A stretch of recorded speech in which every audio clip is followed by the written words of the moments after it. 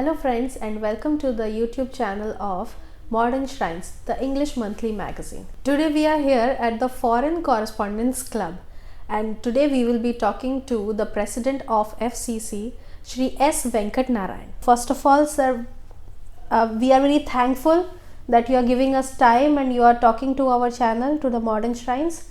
After taking a lot of interviews, now you are giving an interview with us. How do you feel? Well, I would say that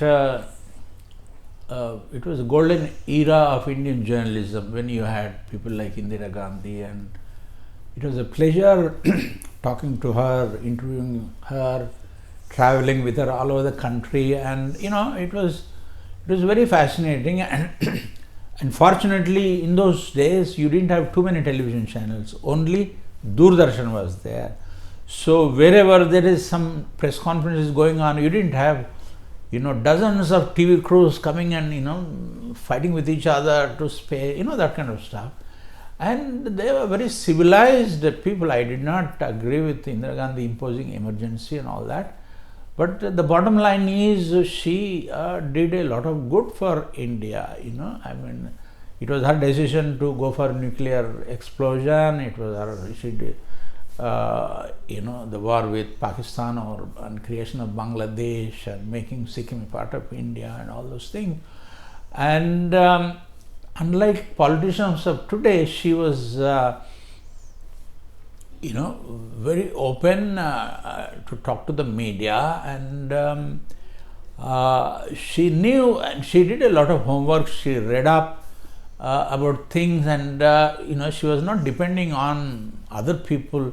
At a press conference, she would, if you ask her a question, she would simply answer the question. She had that confidence in her ability to communicate and convey her views. And I can't say the same thing about the politicians of today. It's very unfortunate. And so I really miss that era of, communicating, interviewing politicians, whether it was Mrs. Gandhi or Narasimha Rao or Rajiv Gandhi, VP Singh and all these people. Some of them are very good, some of them are not so good, but they were open to talking to the media. It's not like politicians of today. I don't get the feeling that they do their homework. When they face the media, they depend on the bureaucrats a lot, and they seem to lack confidence in their ability to communicate to the people what the government's policies are and so on. As a result, unfortunately, cases like the Citizenship Amendment Act and abrogation of Article 370 and all these things, there is a lot of misunderstanding and hostility towards the government, because the government's case is going by default. It is very important when you are taking such major decisions affecting, geographic positions of certain areas and converting them from states into union territories, and, Citizenship Act, whether the word Muslim should have been included in that or not, that is debatable. The bottom line is, it's very important for people who are running the government to reach out to the people through the media and explain what the government's policies mean, so on and so forth. To that extent, looking at the anchors of television channels today and I'm afraid the editors of even newspapers, they do not seem to take any stand in the national interest. Whatever is being said by somebody, they put it in the papers, and they do not take a stand and bat for the country.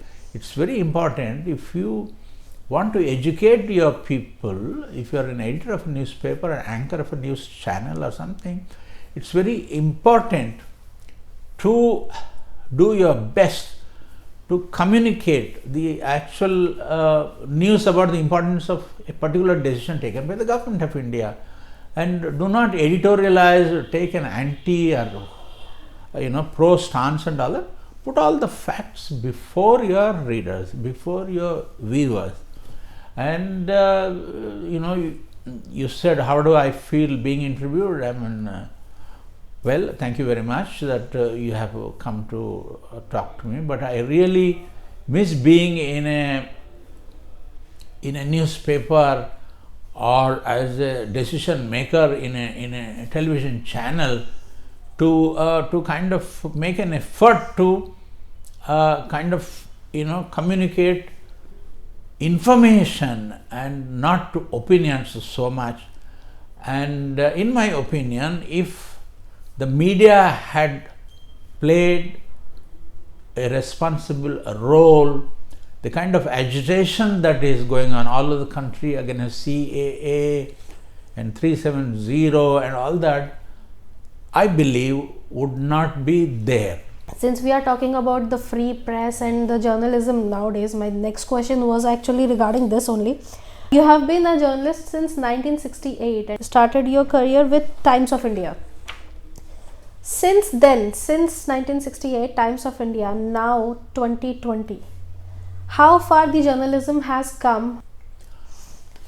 The journalism 52 years ago, when I began my career, fresh out of the university and with the Times of India, it was predominantly print media. You did not have television. Doordarshan was the only channel, and that used to shut down by 10 o'clock in the night or something, so much so that when Rajiv Gandhi was assassinated, the news could not be communicated to people because Doordarshan was shut down, that kind of stuff. So you did not have internet at that point of time. You did not have email. You did not have satellite TV. You did not have a lot of things, and you did not have computers. You had to type on big typewriters, and teleprinter and telex was there, and so on. So technologically, during the past 52 years, there has been a tremendous advancement. You now have lightweight cameras like this, you have internet, you have email.